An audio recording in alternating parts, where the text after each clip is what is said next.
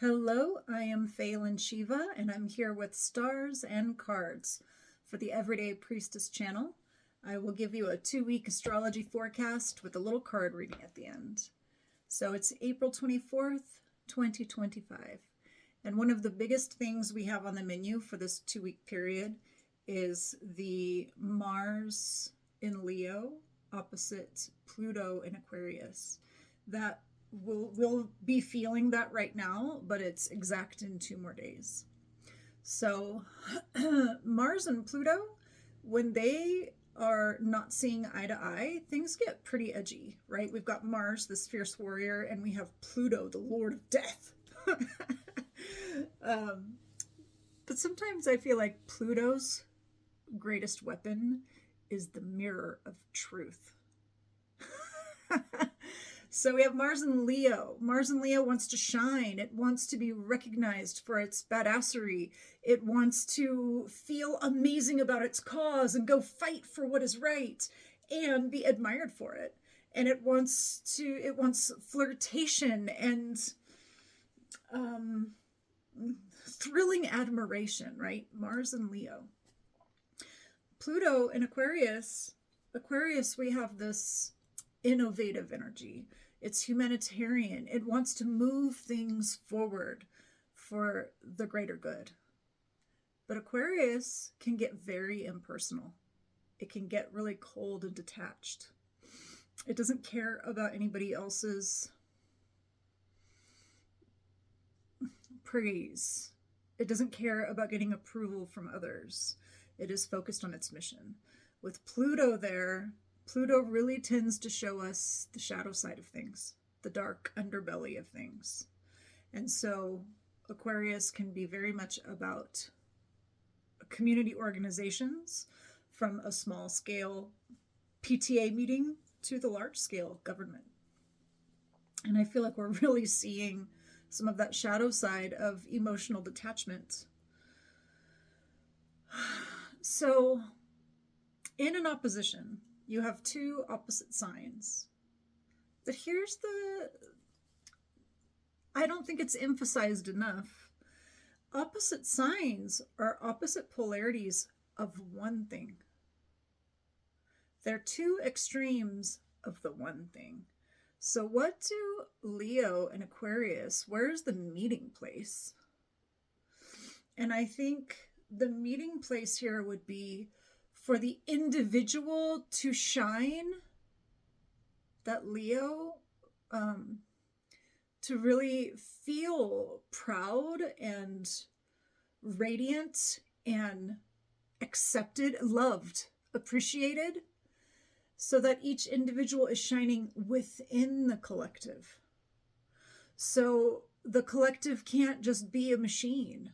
The collective can't just be without feeling this is impersonal, this is what we need to move humanity forward, so too bad if it doesn't work for you, right? We need the both things. We need the individuals to feel really radiant and proud and seen within the collective, so the whole collective is stronger. But the 2 planets in this conversation are Mars and Pluto, and they're not really into peace talks. Okay, so this energy can feel really irritable, edgy. It can be prone to accidents. I have knocked so many things over, like some things that are really important to me, like just knocked them over, or just like random little accidents of destruction. And every time it happens, because I know that that's how these energies play out sometimes, I just kind of roll my eyes and I'm like, okay. But also there's part of me that's like, fine, get it out in little accidents. That's fine, you know? So it just feels like it's very hard to be comfortable. It's uncomfortable, it's edgy, it's irritable, but it's not going to last forever. Then we have on Sunday, we have our new moon in Taurus, and I have done a whole write-up with a tarot spread about that. You can find that on my socials, Faelan Shiva on Instagram or Facebook, or you can sign up for my email newsletter at roseofvenus.com, and it will be delivered right to your inbox. New moon, full moon tarot spreads that take the whole astrology into account for free. Every single new moon, every single full moon. So I have a longer write-up about that. But 7 degrees Taurus, this new moon, which the energy of the moon itself is, let's reset and recharge and find beauty and comfort and have a good meal and maybe some great sex and just be a mammal in the sunlight enjoying the flowers. Right? That's the energy of the new moon. But it is squaring, it is literally clashing with this tense standoff between Mars and Pluto. So in the write-up, I offer questions that address all these 3 things. But basically, how can you shine radiantly as a true warrior at that time? Mars and Leo. Where do you need to keep in touch with your goals and hopes and watch out for not shutting down in numbness because you're overwhelmed? Pluto and Aquarius. And then where are you going to find comfort? Take a break. Like, okay, you can't just be a warrior all the time. You can't just be focused on your goals and visions all the time. We don't want to do the unhealthy checkout, but sometimes, yeah, we need to just Taurusify. Sometimes we need to just take a break, take a nap, have a hot bath, eat some good food, go sit in the sun and look at the flowers. So all of those things are really a very strong focus for this week. Then around the 29th, all of the intensity, the astrological energies I am speaking of now should ease up. Just in time for Beltane, Beltane, May Day, and then we can have our proper Taurus joy comfort celebration. The only other thing I feel like is really worth bringing up in this video, because if I just told you every single transit that was happening, it would be overwhelming. So the other big one is Pluto going retrograde 3 degrees Aquarius on May 4th. The number one message I have for you: don't panic. Don't buy into all the doomsday. Oh no, Pluto and Aquarius is going retrograde. We're screwed. I don't know why people get so bent out of shape about retrogrades, but just Pluto spends like half the year in retrograde. It's not that big of a deal.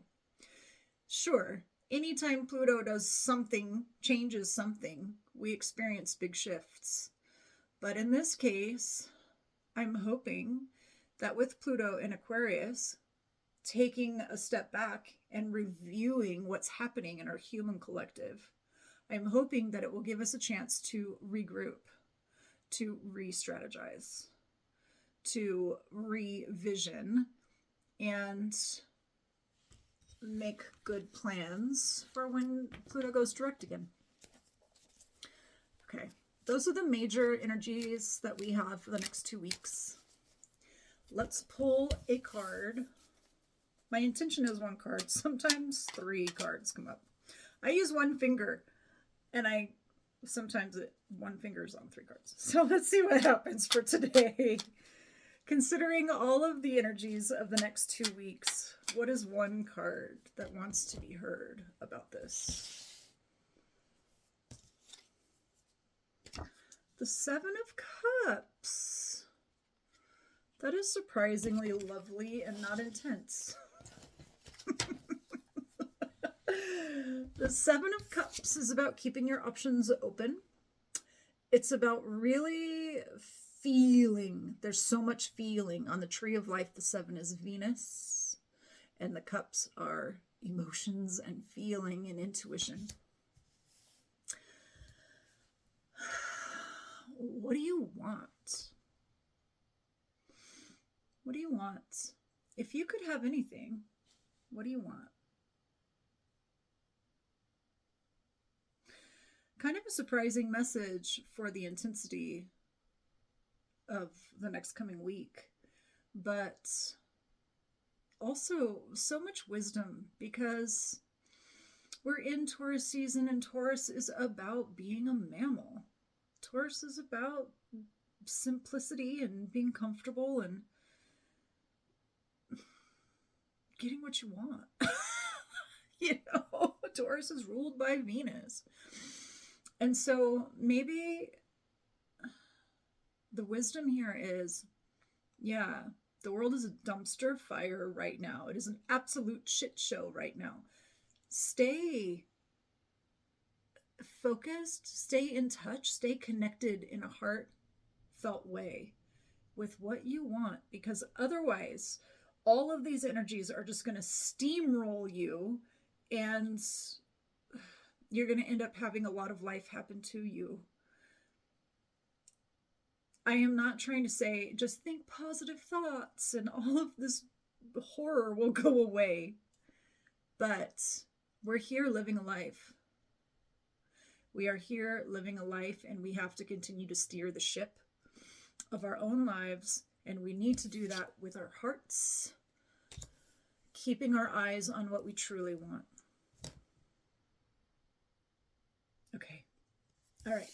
If you would like to know about priestess training, or priestess or priest training, or would like to book astrology readings or tarot readings, you can find me at roseofvenus.com, and I'll talk to you soon.